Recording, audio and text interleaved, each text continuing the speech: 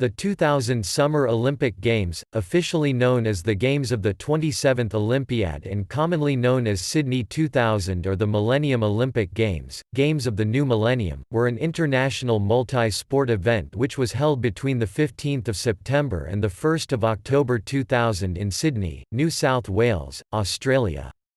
It was the second time that the Summer Olympics were held in Australia, and also the Southern Hemisphere, the first being in Melbourne, Victoria, in 1956. Sydney was selected as the host city for the 2000 Games in 1993. Teams from 199 countries participated. The Games' cost was estimated to be $6.6 billion. The Games received universal acclaim, with the organisation, volunteers, sportsmanship and Australian public being lauded in the international media. Bill Bryson from The Times called the Sydney Games one of the most successful events on the world stage, saying that they couldn't be better. James Mossop of the Electronic Telegraph called the Games such a success that any city considering bidding for future Olympics must be wondering how it can reach the standards set by Sydney, while Jack Todd in the Montreal Gazette suggested that the IOC should quit while it's ahead.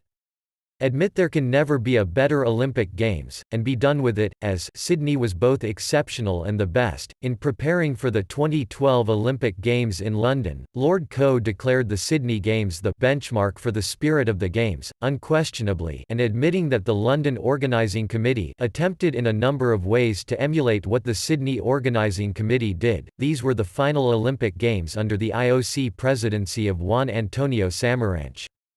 These were also the second Olympic Games to be held in spring and is to date the most recent Games not to be held in its more traditional July or August summer slot.